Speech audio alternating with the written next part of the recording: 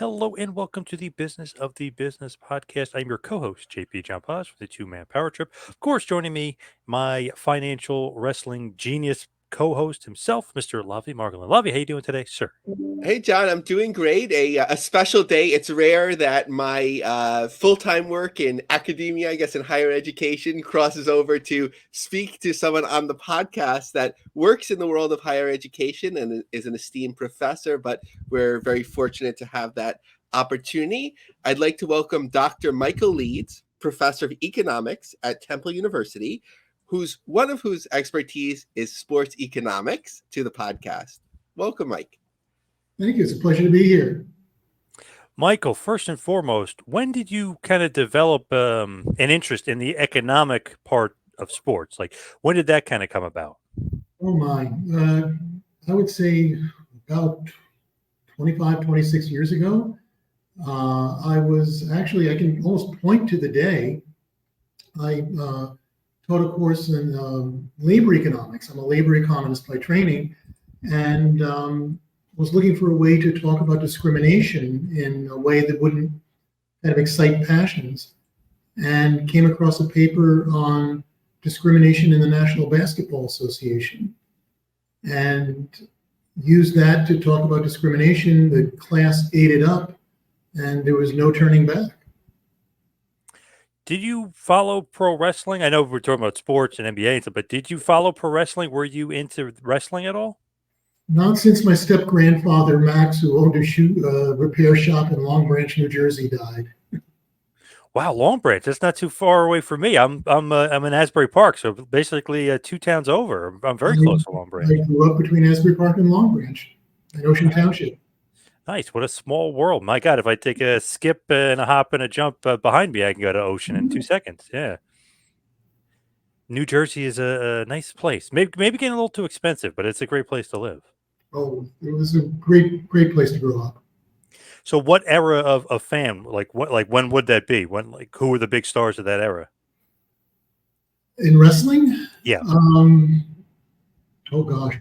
Bruno Sammartino, Cowboy Bill Watts, Gorilla Monsoon, Haystacks Calhoun, some guy called, I think, the Sheik, Argentinian Apollo. I'm surprised I remember all these names. It's taking me back to my childhood. Yes. So since then, it wasn't really like covering wrestling or a love affair wrestling or looking at the economics of wrestling at all. No, it was more wrestling as WrestleMania as an example of what we call a mega event in sports, kind of a one-off, large-scale, usually national or international or at least regional attraction, as opposed to the Yankees or the Mets or the Flyers or something like that. What were your thoughts when Philadelphia, obviously, Temple University's home base there, when they were bidding on WrestleMania? What was your thoughts? Well, my thought with regard to all these things, any kind of event of this kind is, I hope they did their homework. I hope they paid attention to some of the research that's been done on this, and that they don't bid too high and don't try to expect too much to come from this. My feeling about almost anything of these kinds, whether it's the Olympics, the World Cup, the Super Bowl, WrestleMania, is if you want to do it and it makes the population feel good and happy, and there's all reason to do that. That's great. Do it, but don't think it's going to jumpstart the local economy. Do you think they overbid Philadelphia for WrestleMania? I haven't seen the fine points. I don't know exactly what the expenditures were, but I can say that from what I've seen in the press reported about the revenues that come in from these things, those statements seem well too high. Really? So too much, basically. I know me and Lavie have talked about it before. So you're not getting as much from people coming out of town than they maybe think that they're getting. Right. No, well, how do you figure that? Like, just because they're thinking it's going to be double and it's going to be like, how do you actually figure that out? Okay, there are several things. One is maybe the biggest is that you want to count only new money, money that would not have been spent in the local economy if, in this case, WrestleMania had not been here. And so you want to make sure that you're not counting, for example, expenditure by the local population. If you live in Philadelphia and if it weren't for WrestleMania, you would have gone to some other event at the Wells Fargo Center. You would have gone to a hockey game. If you hadn't gone to WrestleMania, you would have gone out to dinner a couple of times. That this was kind of part of your entertainment budget for the year. That should not count because it's simply taking money out of one pocket and putting it out into the other. The other factor is that you want to be sure that you're accounting for any possible displacement. So if people who come to WrestleMania displace people who would have come to the city but don't because they couldn't get a room because of WrestleMania, don't because they thought, well, it would just be too crowded, for whatever reason, to the degree that they displaced other people. And this is most common, for example, in the Super Bowl, which is in a warm weather destination city in early February, that they're just, they say, well, the hotels are 100% full, but the hotels would have been 80% full anyway. So there's not that much new spending in town. So you want to make sure you account for that as well. And once you do all that and then account for things like what I'll call leakages, the fact that some of the money comes in but then goes out, that money spent at a vendor, say at Lincoln Financial Field, who buys the hot dogs from someplace in Chicago or Milwaukee, that's money coming in and money going out. So once you account for all that, it's not, it's not tiny, it's not inconsiderable, but compared to the local economy, it's very small pickings indeed. Is it almost, it just sounds great to have the Super Bowl or WrestleMania in your town, maybe not as much of a financial influence, it's almost like the perception of it? Oh, yes. I mean, we once did some back of the envelope calculations, some co-authors and I, and found that the income of all the major league sports in North America are roughly equivalent to the revenue of Northwestern Mutual Insurance Company. And you don't see a Northwestern Mutual Insurance spot on the local news, for 5 or 10 minutes every night. That sports occupy a part of our brain that is far, far bigger than their economic footprint. Now, with WrestleMania coming to town, like for me, for instance, Asbury Park to Philadelphia took me an hour. I just literally paid for gas.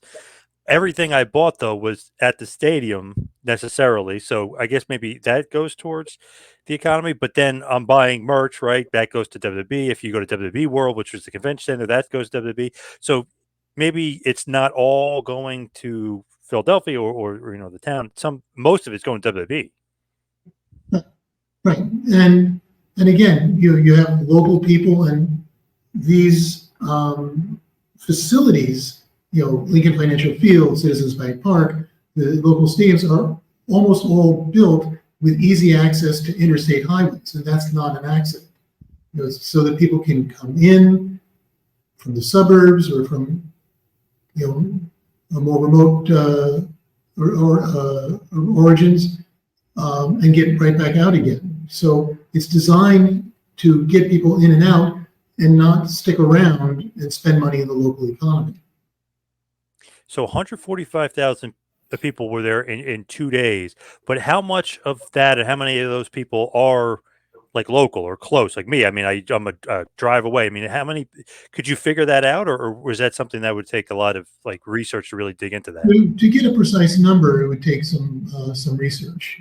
But I think that for something like WrestleMania, again, it will draw people from the region, from the country, and even internationally. But I think a sizable number of those people are going to be relatively local, meaning Philadelphia, the surrounding metropolitan area, maybe out to central Pennsylvania, Maryland, New Jersey, but not that far. Let me hand it over to Lavie, because I know he's got a lot of good, pertinent questions for you as well. Yeah, and just to take a step back, I really enjoyed the article, the brief interview in Temple Now. I have a lot of Google alerts, so that's how I found it.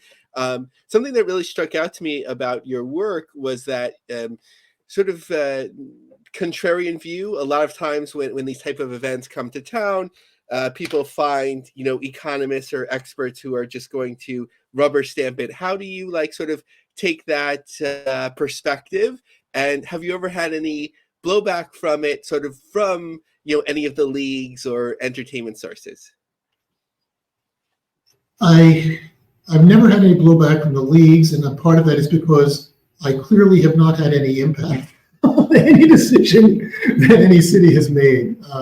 That we are kind of small voices in the wilderness about all this. So I think one of the things, though, that we generally find is that after the fact, cities say, oh gosh, there's not as much money here as we thought there was. So, we take satisfaction in the fact that usually we're proven right after the fact, but unfortunately, not many people pay attention at the time. So, of course, obviously, John and I follow pro wrestling a lot, but being in the bubble, we also understand the perception of pro wrestling outside of the bubble, which has changed somewhat, but I think it's still, for 120 years, it's still the same perception, sort of potentially low rent. So when you use the term displacement, do you think when pro wrestling comes to town, some people are sort of like, well, maybe I'll come a different time as opposed to the NCAA Final Four, or it's basically the same? Well, again, I don't think that it's, people are turned off by the wrestling itself, but just that, again, there's all this big to do, and in a way, it's creating its own displacement. They say, oh, all these people are coming to town. It's going to be a big, big event. Lots of people are going to be here. And people say, I don't want to be there when all this is happening. I don't want to go to town when there's going to be hordes of people coming around. So I could see how people would put off a trip to the Liberty Bell, a trip to Independence Hall, because they just don't want to be bothered with the crowds, or maybe have trouble finding a room in the hotel that they wanted to be in.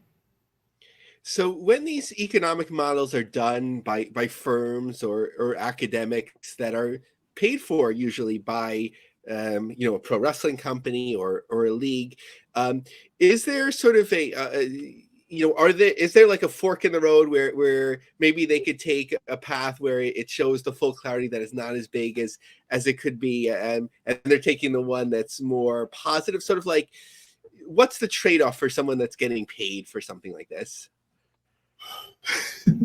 My father, who, by the way, was a CCNY graduate, I think I saw you on your resume that you went to CCNY, Alaguru Alagara.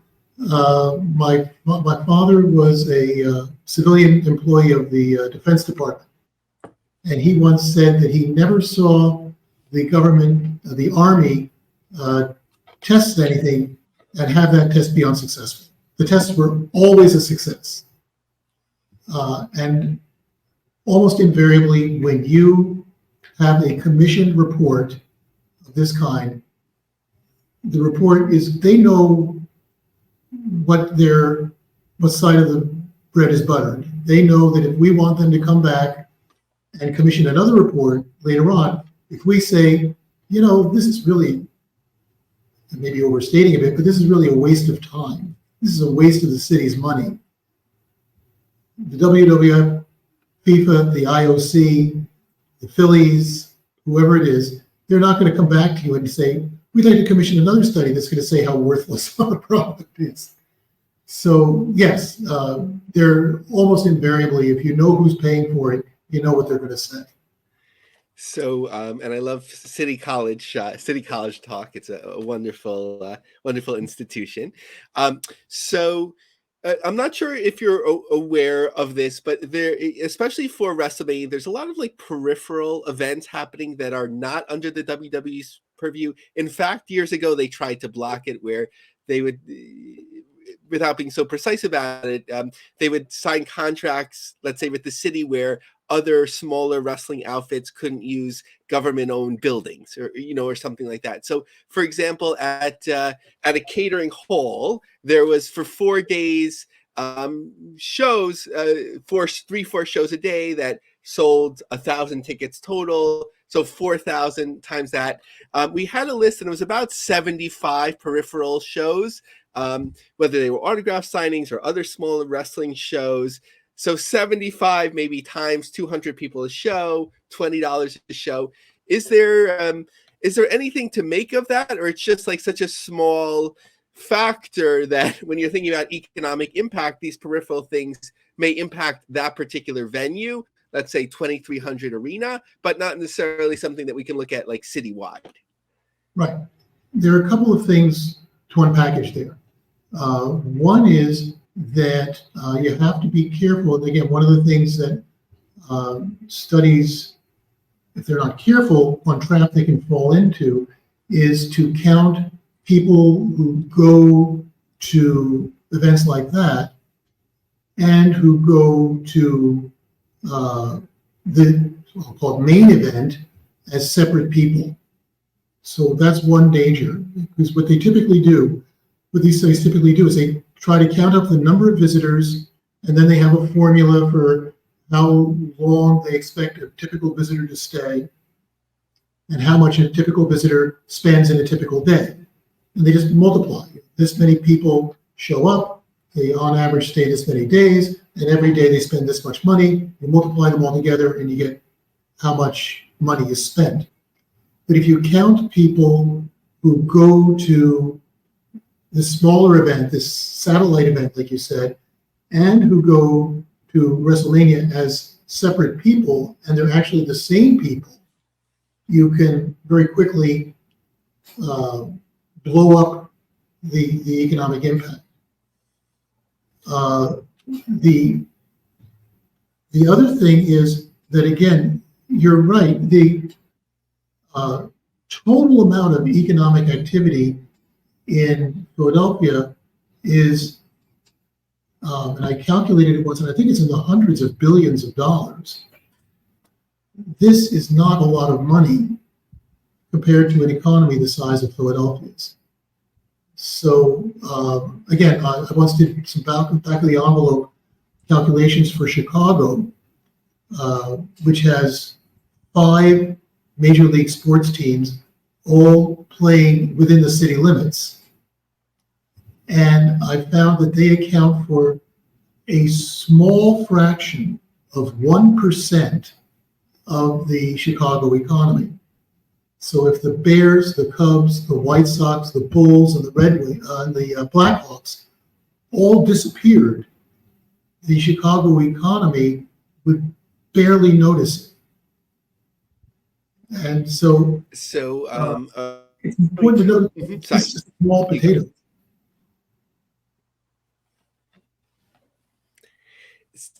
So a reporter whom we respect very much named Zach Arnold has been very focused on TKO, of course, a division of Endeavor run by Area Manuel's focus on government contracts or government subsidies, both for WWE and the UFC, especially since they recently combined under the TKO brand. And that seems to be like really a focus of their efforts for growth going forward. Do you think that's a winning strategy to try and constantly solicit bids from cities and even look for synergy in terms of saying, if you bid on WWE, we could bring you UFC or vice versa? And I think the key word you used, this leads us into another kind of train of thought, is bid. Because one of the things that you actually want to do is to set up what I'll call a bidding war. This leads us into something called the winner's curse, which is kind of a fascinating concept, which is that whenever you have an auction type setting, and that's what this is like, you're auctioning off the right to host WrestleMania, you're auctioning off the right to host the Final Four, you're auctioning off the right to host the World Cup, whatever it is. Whenever you have an auction setting with an uncertain payoff, there's something that no one can precisely put a value on, that the winning bid will typically be higher than the value of the item being auctioned off. And that's why it's called the winner's curse, because the winner winds up losing. And there are reasons for that. We could go into it if you want, but that's one of the things that they actually really, really want to see, and why they really try to create almost like a contest or an auction type atmosphere when they try to sell the rights to host events of this kind. For pro wrestling, the first time that I can remember this becoming like a thing was that Orlando in around 2007, 2008 bid on WrestleMania, and then the WWE, I believe, hired that person from the Orlando government to then begin soliciting bids, and it took off from there. But just historically, I'd imagine the Super Bowl for many, many years has had this sort of process. But when did it sort of disseminate to other leagues, other premier events that weren't of the stature of the Super Bowl? That's a great question. And this is not exactly answering your question, but I can trace this whole thing back, well, to two events. One is the departure of the Giants and the Dodgers from New York. That kind of brought to an end, a clear end. I guess it ended about 4 or 5 years earlier with the Braves leaving Boston, but this really put down the final curtain on what was called the golden age of baseball.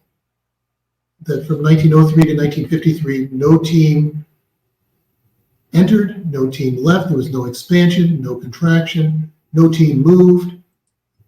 But with the departure of the Braves, and especially with the departure of the Giants and the Brooklyn Dodgers, you saw that no city was safe. And cities that once saw, hey, we can bid a team away, and cities saw that if we have a team, we've got to do all we can to keep it. If we want to keep it, we're going to have to ante up and make sure we keep it. That was the first real time when this sort of setting began to show up. And then it showed up in earnest in the wake of the 1984 Olympics, the so-called Los Angeles Olympics, which by some measures at least was highly profitable. I say by some measures because usually what we mean by that is the organizing committee profited tremendously, not necessarily Los Angeles, but it was supposedly hugely profitable. And that's when you began to see cities bidding in earnest on mega events like this. And it took off from there. Now, when it kind of spread beyond these kind of large international competitions, I'm not quite sure, frankly.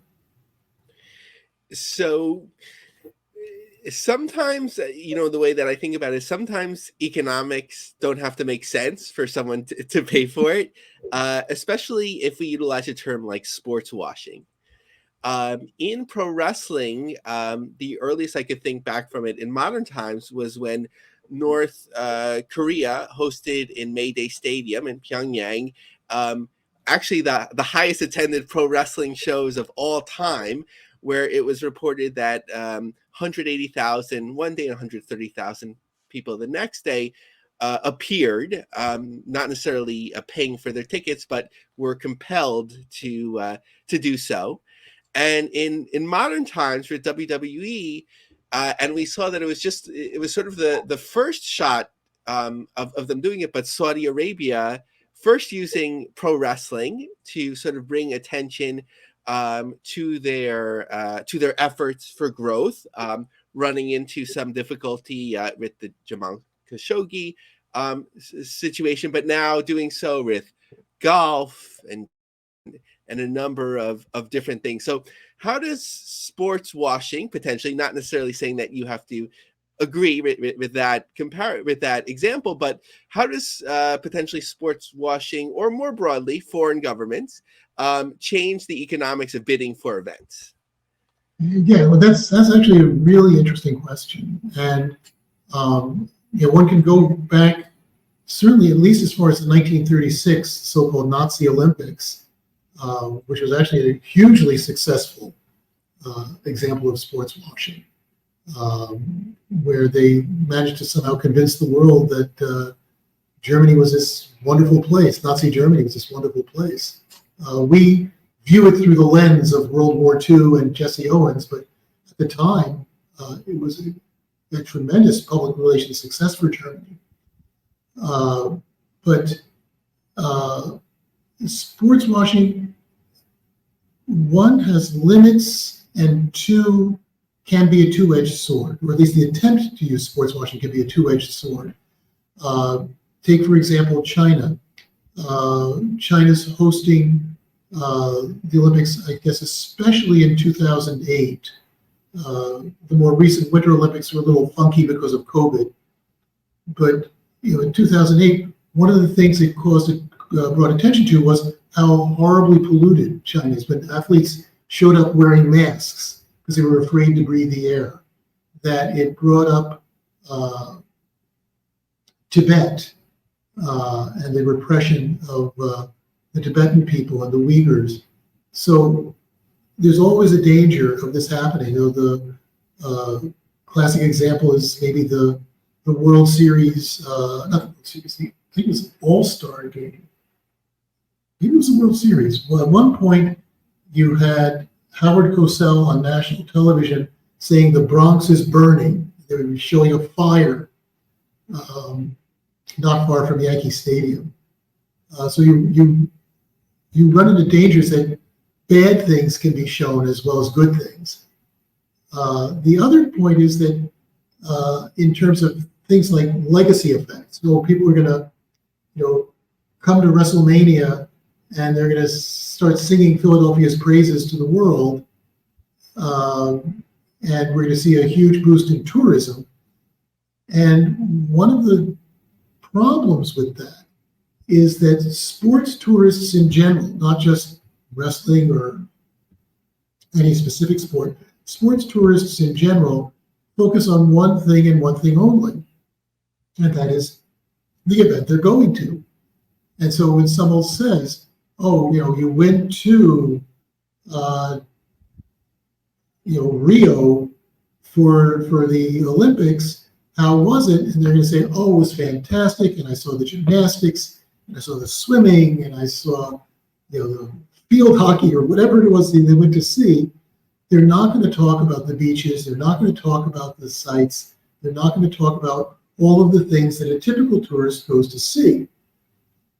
And tour agencies have said that the word of mouth on these types of events are pretty lousy. Not that they're bad-mouthing it, but that they're talking about things that are just not going to be reproduced and that are of little value to someone who's just wondering where to go on vacation.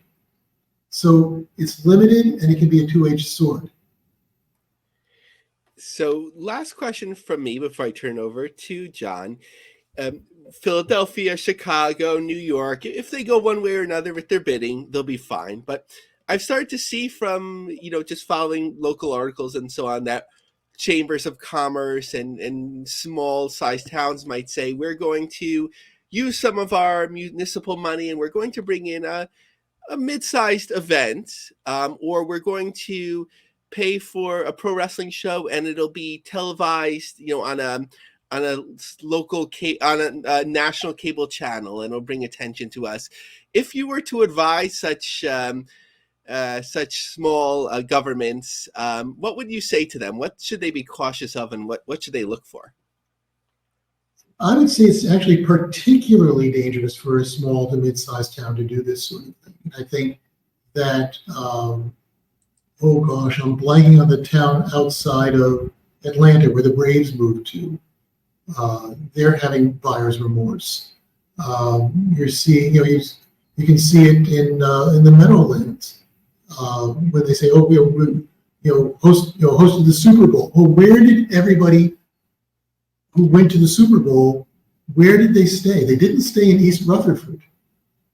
Okay, that the beneficiary of all this, if anything, was New York. New York came out great from New Jersey hosting the Super Bowl. And it's because people stayed in New York hotels. If anything, they went out to dinner in New York. They did things in New York, and New York didn't have to spend a penny. New York didn't have to do anything.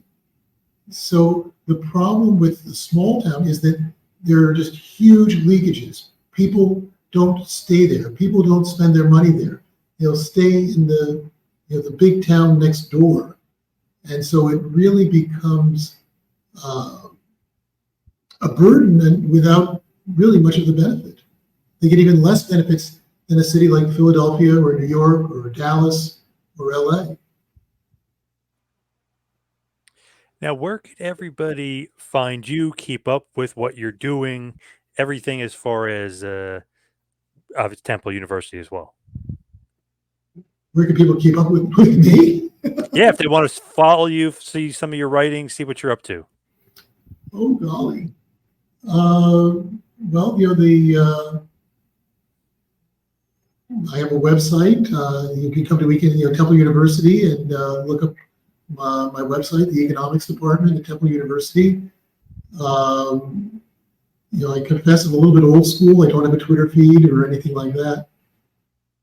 But if they want to get in touch with me, I'll be happy to give them a piece of my mind. Yeah, all right. Awesome. Michael, thank you so much for all the time. Really appreciate it. Thank you for giving us a little bit of an economics lesson today. Thank you. It's been a pleasure. Thank you so much. Take care. You too. Take care. Lavie, as far as some of the other news to take care of for today, what's going on with Triller?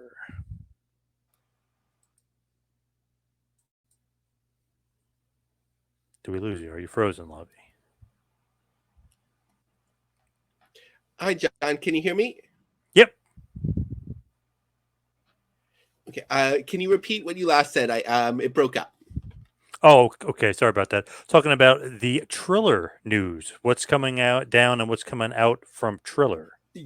Yeah, I'm trying to figure it all out. So it was a surprise to see this news. We knew that for a while they had been looking to go public, onto the stock market.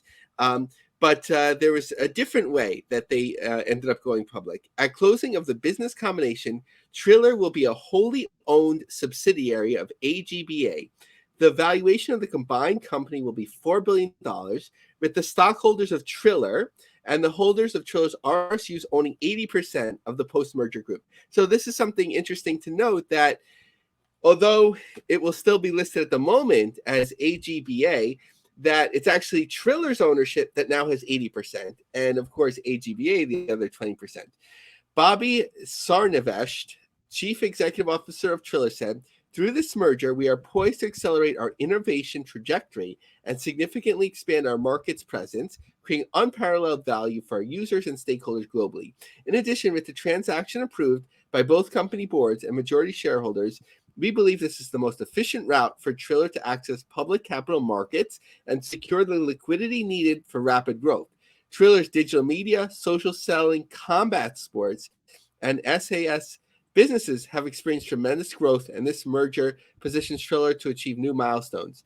By strategically integrating AGBA's financial service expertise, which shows innovation of AI-driven digital content, this merger establishes new benchmarks in the convergence of technology, finance, and media. So whenever there's combinations of these unique nature, I'm kind of curious, right? You have financial services and you have what Triller does. And you see these combinations, and again, without having a deep expertise of the stock market and to evaluate this deal specifically, I do have questions and I am curious. But we are seeing a positive impact already on AGBA's stock. It went from a penny stock on the NASDAQ at about 40 cents per share, all the way up to $1.50 before moving down a little bit. The last I checked was $1.30. So it's kind of volatile right now. We'll have to see where things settle. I question things. I know that on the pro forma sheet they came to a $4 billion valuation. I'm curious to learn more. And when you see a merger of this kind, although I can't confirm this for sure, I understand that AGBA may have had an investment or prior relationship with Triller, somebody that's connected. That doesn't work for either, but has some connections with one of them, had shared that with me. That might be public already, of course, but I'm curious about the stability of a deal like this and what it ultimately means for Fight and Fight Plus, sort of coming down from the mountain to more on the ground level, which of course we concentrate on for its relevancy to the business of the business. Speaking of some more business, what about ABEMA? What are they up to? Because I know obviously they owned Noah, right? Or I think they own Pro Wrestling Noah. So they're right. So they're part of like that cyber agent consortium. Pro wrestling promotions under their umbrella. So ABEMA has already streamed pro wrestling before, including New Japan, I believe, and certainly when New Japan versus Noah, that series of events. But now there's something called ABEMA Live. New TV Future has launched ABEMA Live globally as a new online live platform to deliver entertainment from Japan and across Asia. So this includes, most significantly, the All Together event that All Together for the different pro wrestling promotions in Japan. And this service covers America, South Korea, Thailand, and the Philippines. Speaking of Japan, there's another new promotion in Japan, right? And there's another Joshi promotion out there now. What is Marigold? Yeah, so Marigold is the one that was started by the guy that Rosie Ogawa. Rosie Ogawa. Thank you, John. You saved me many times. So he has this promotion out. He has a lot of loyal wrestlers that are coming along, including Julia. But the element that I found most curious about it is this will stream on Wrestle Universe, which I think is owned by Cyber Fight. So it gets, unless I'm mixing it up, so it gets really confusing. There's all these different services, including marketing to America, that are kind of all around the same thing, but they're being distributed in different ways. And it gets really confusing before we talk about New Japan, right? Because New Japan has distributed to ABEMA, which is owned by Cyber Fight. So it's, but they have their own service. So I guess it's one by one. What's most advantageous, even for brands, to determine what's the best way to make money, or even when you own a number of things, to figure out the best way to distribute. But again, this speaks to the fact for North American fans, especially, like, it's just confusing. It's hard to follow, and maybe it's better to have things on like one particular service so that people know where to go. And Julia will be, I guess, WWE bound or NXT bound. She showed up on the NXT show. But as far as New Japan, like you had mentioned, what is going on with New Japan? Because now Jon Moxley is the new IWGP World Heavyweight Champion. Yeah, so that certainly speaks to a wonderful chess piece, which they had in the fold, but now sort of representing them fully. worldwide. So that will certainly help them as they have their North American strategy. However, and no shade on WrestleTix, this is just what the map was showing. In that last week we talked about their wonderful attendance in Chicago, which was like 6,200. But now we find out a few days later, it was just over 5,200, meaning that 1,000 less, meaning that some upper deck tickets that had been for sale were taken off sale and then put back just before the event. So it became clearer how much tickets had actually sold, which makes sense because once it, as we talked about for weeks and weeks, once it hit that 5,000 plus number, things really slowed down because you had the ticket brokers that bought all these tickets in the upper first part of the bowl that were selling them cheap. And then they put the second tier tickets on sale that were sort of at the same price or maybe even a little bit more expensive. And then people could just buy the resale tickets. So I was really impressed that they got to over 6,000, but once we saw more information, it made sense that they did not get there. So New Japan was moved on Access TV to Wednesdays at 10 p.m. I don't think we have any ratings there yet, but curious to see because for Impact was basically doubling New Japan on the same night. So curious to see how they'll do with that. I think what is it, AEW in terms, I don't know if Access does a staggered feed, but thinking about the East Coast, right? AEW runs on Wednesday nights 8 to 10, and then New Japan is Wednesday nights at 10. So somebody in theory could switch over. So maybe that will help them a little bit. Curious about that. Rocky Romero is now the vice president of show and talent coordination at New Japan. I'm just confused. I know that he's been executive at New Japan USA for a while. I don't know, how this changes his role necessarily. And he's also said to be working for AEW, which not necessarily a conflict of interest because both know that he's working for them.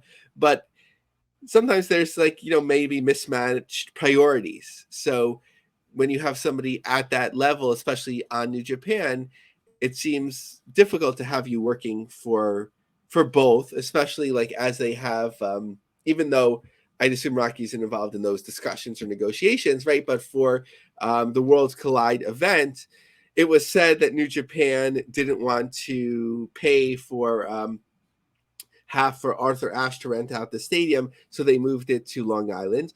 There's just a lot of information out there because last year we heard with Toronto that AEW had just paid a licensing fee to New Japan to use their talent and their name, so that New Japan didn't benefit as much by selling out the huge arena in Toronto at good prices. So maybe things change between now and then. But in terms of their overall strategy, I think in the US now, I think that they're in the right rhythm again. They're smartly going for these mid-sized type venues, somewhere between 2,000 and 8,000 people, and scaling it down, of course, if it's 8,000. But returning to the Capitol, to Washington, D.C., Capitol Collision, the Entertainment Sports Arena in D.C., it's another good-sized venue for them. So Northern California, Southern California, DC,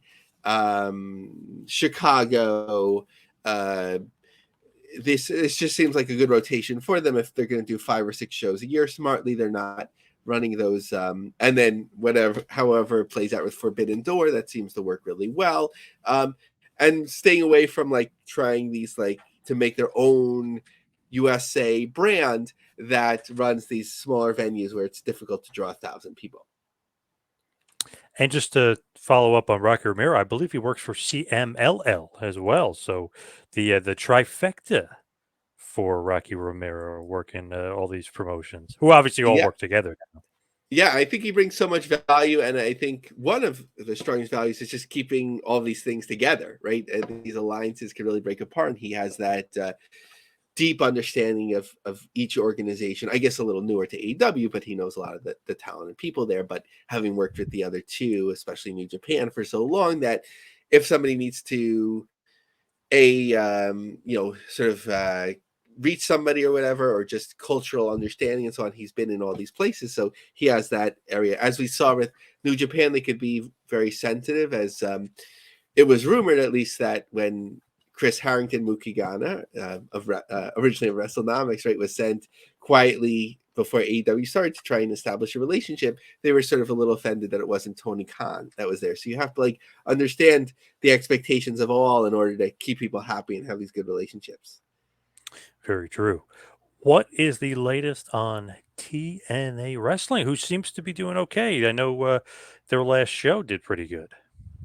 So, first piece of news was that their UK distribution, which is a little bit confusing because I thought they were already on in the UK. According to their website, they are. But firstly, they announced that they're back on iOSat TV, channel 186 on Sky, which is classic TNA premium live event. So interesting to see that they're using the WWE's industry leader language now.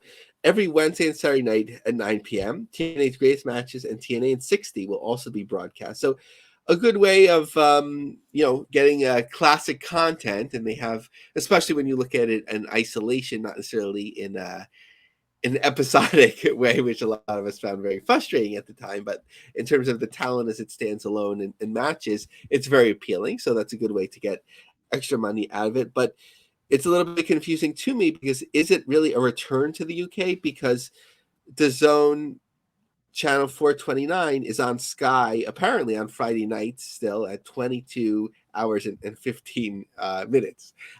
So I don't know if that's not the case anymore, what that means, like a return to the UK. But from their website, it's still showing that. But certainly as like a supplemental broadcast, it's a smart thing to do. What else is going on? They announced their return to Cicero Stadium, which is one of my favorite televised venues for smaller promotions. It just, especially when it's full, it looks great on TV, on June 14th. So just a look ahead at their schedule. We'll talk about Vegas in a moment, how they're doing with that. Albany, New York upcoming, Newport, Kentucky, and we said Cicero Stadium, which is actually for 2 nights. So as of the last time I checked, and this is a few days, or as maybe last time WrestleTix posted, and then as we're recording this, which is in advance of these shows, that on April 20th, Rebellion 550 in Vegas, and on April 21st, 314 Impact Live. So I think people are making a little bit too much of this because the last time they were in Vegas, it was the return of TNA. And it was, you're bringing an international New Japan star who was returning, I believe, for the first time in forever. It's not necessarily like a Scott D'Amore thing where people are like, oh, last time one show they did 1,500 or whatever it is, and look how they're doing now. I think they would have had the same issues. But we also have to look at like what's the final number, because last time it picked up late. Also, Vegas, you have the opportunity to comp or even Carnival Bar people into the shows just because there tends to be a lot of people around. Yes, true. I feel like maybe under the radar a little bit. TNA. I feel like they're doing okay. You know what I mean? Like decent shows. I know Hard to Kill last month or the month before did about 65,000 buys, which I know doesn't sound great, but in the grand scheme of things, is pretty great and one of their best numbers they've ever done. So it seems like they're kind of headed in the right direction. Yeah, I hadn't heard that number yet. That's really impressive, especially if it doesn't account for their streaming service and so on. So that's a big win for them. I think they're doing what they're doing and they know who they are for the most part. And with the change in management, some things could change, but they're not, like we were talking about 6 months ago or whatever. We're trying to figure out, are they spending more? Are they spending less? And so on. It looks like they're spending about the same. They're conservative in venue selection. They're not being like ultra cheap about it, of just like running a soundstage in Nashville or just running the college in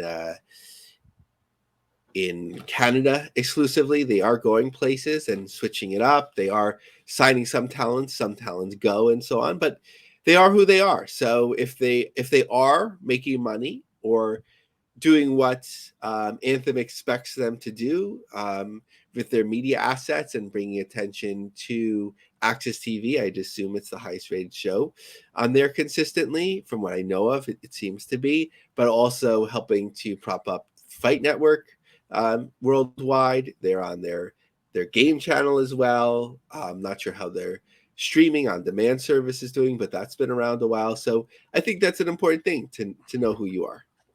How about GCW, Game Changer Wrestling? What's going on? Yeah, so big news for New Jersey. It was promoted as such, but and John, you can let me know if it's as big news as it seems. But it ended up being that House of Independence in Asbury Park reopened. And that was the big news, that GCW will be there. So from your local paper, of course, the Asbury Park Press, talking about House of Independence overall, GCW was announced within that. The weather is heating up, and so is the concert scene at the House of Independence, after a social media post earlier this month announced that Asbury Park scheduled shows. The first one is the Taylor Party, TS Dance Party, and Bieber Party. Also scheduled is the New Jersey Freestyle, and Game Changer Wrestling returns on August 4th. As we look at some additional... Sorry, John. I was going to say, how about Philly? Yes. So as we talked about with Brett a number of times, of course, outside of the the recent Collective weekend, which was in Philadelphia, Brett had talked about that if people from Philadelphia wanted to see GCW, they were sort of like in and around that market. But that's the first time now they're coming back to Philadelphia, or the Philadelphia area, which is at Harrah's Casino. I believe I've seen pictures that some wrestling has taken place sort of like on an outside part of the casino. So I'm curious to see if it'll be there or if it'll be an indoor part. Have you ever seen independent wrestling at the casino over there? No, I haven't. So I'm curious to see. When I was looking at Cage Match, there was like a Yokozuna tribute show, which had, of course, many members of the Anoa'i family, which looked like a special evening there. But not surprisingly, there's been a flurry of announcements of forthcoming GCW dates following the Collective. But just looking ahead a little bit at their schedule, on April 20th is How High in LA, just GA available, so probably a sellout. The Breaking GCW in about the same venue where they taped a portion of Breaking Bad on April 21st. It looks like a very small venue with 3 rows reserved, but that will probably sell out with just general admission available. In Tampa on May 3rd, that one looked a little bit slow. Chicago, we'll have to see on May 25th, but just ahead of that. Columbus on May 26th. And Atlantic City, of course, for the death matches is always a strong draw for those interested in that sort of thing, which is obviously a number of people. June 1st and June 2nd, Tournament of Survival, Cage of Survival, and then a return to Phoenix on June 16th. Now, what about maybe the most important story of the day, Global Force Wrestling?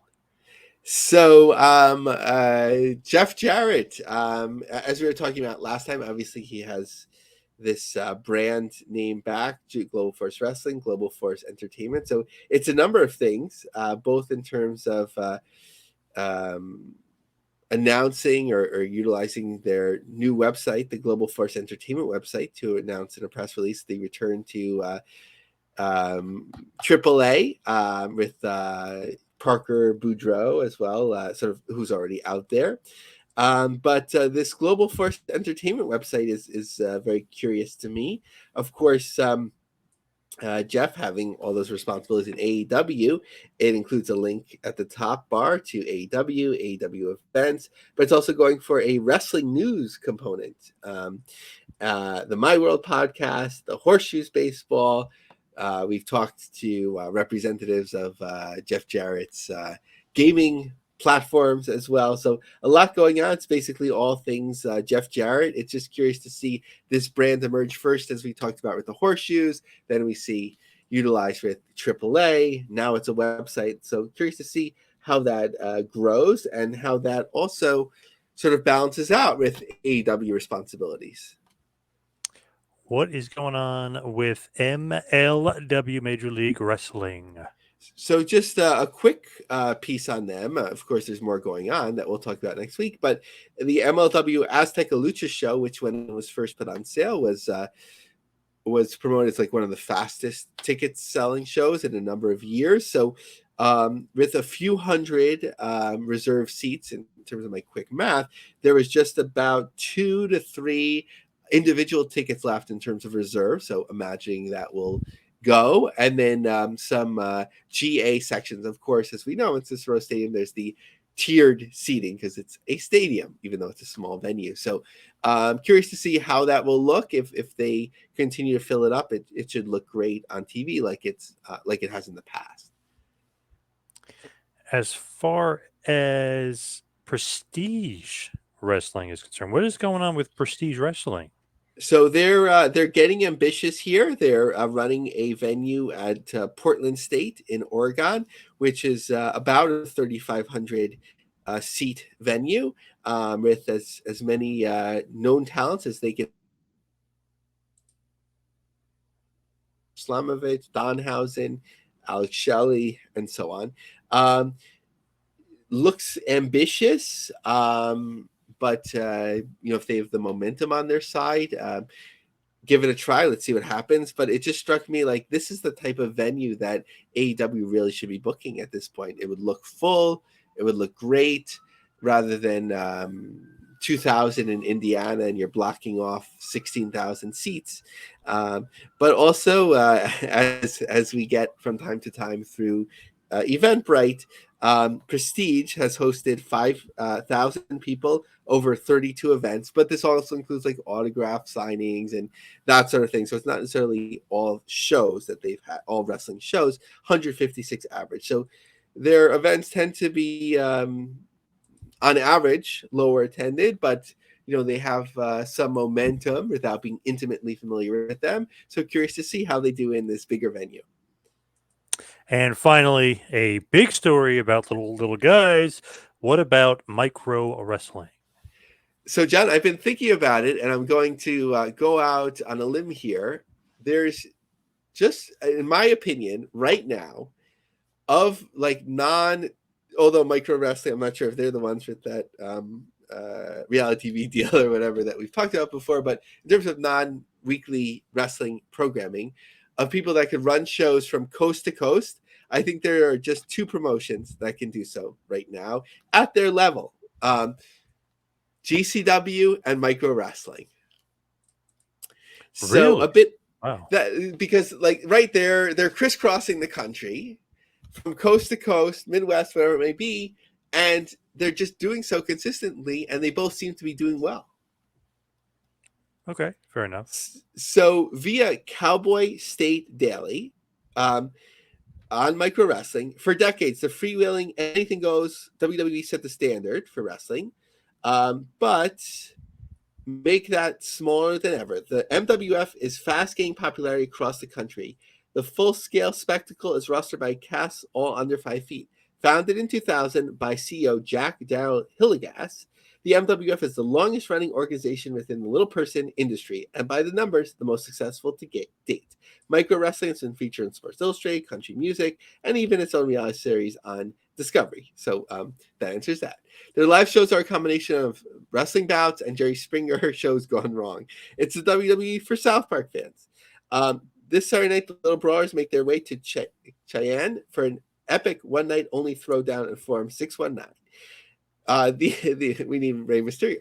These micros, as they call themselves, really get around. Up to 10 competitors and support staff travel from town to town with very few nights off. So that's a great way to keep costs down, just 10 people. This little person wrestling events are so in demand, 2 distinct units dubbed Micro 1 and Micro 2 travel simultaneously across the country. Each competitor will easily wrestle more than 200 times as MWF puts on more than 450 shows annually. Tour include Micro Run features the popular athletes, including Sicko. The worst part of life on the road is being stuck in a van with 8 smelly micros, but it's all worth it. Everywhere we get there, it's a mom-up Sicko fan. Sorry, I'm losing it. Micro One was at the Jaguar Room in Denver, the Oasis nightclub, Copper Room, Ballroom, and so on. Micro 2 is making its way through the Midwest. All this as another batch of up-and-coming stars work the home front, where Micro Wrestling is headquartered in Pigeon Forge, Tennessee. So this is something we also talked about, and no one else, maybe besides like OVW, is able to do this, where you have a place that you run consistently, and you're able to draw. Nightly shows there run Wednesday through Saturday all year round in their 300-seat Micro Arena. I'm emphasizing this because really no other pro wrestling promotions are doing this. Okay. Everywhere we go, people like to pick me up. They like the whole. Okay, I'll just skip that part. What else? I wanted to talk about one more element of this. Bringing back a nostalgia for the heyday of WrestleMania. So the other interesting part, and then I'll conclude with this. Waterhouse, Pinky, is originally from Maine. Her father and uncle played Queasy and Sleazy, part of Jerry Lawler's Three Kings, which is awesome, just to show that lineage, the bloodline, yes, if you will. So really, and again, like, it is different. I'm not necessarily a fan of the way it's promoted and so on, but you could run from Wednesday to Saturday, 300-seat venue. It seems like they're doing really well there. From what I understand, Pigeon Forge, Tennessee is sort of like a truckers or southern tourism spot. And then you have 2 groups that are crisscrossing the whole country and drawing. And this was really even before this Discovery reality show. They seem to be doing pretty well. They have an audience. You know what I mean? It's hard to get in the wrestling sometimes, but they do have their audience. We need a collective like Micro Wrestling, Soft Ground Wrestling, just to bring these unique promotions all to one place. Yes, totally agree. But let's wrap this bad boy up and let's head towards the plugs. You follow me on Twitter and Instagram at 2Man Power Trip. Lavie, what do you got going on? Yeah, follow me on Twitter and X, Lavie Marg, LAVIE-MARG. Check out my recent book review of the Macho Man book on LionCubJobSearch.com, and check out our LinkedIn group, The Business of the Business Pro Wrestling Industry, which includes wrestling jobs when we find them. Awesome. Thank you, everybody out there, for listening. See you right back here next time for a little business of the business. We'll see you next week, folks.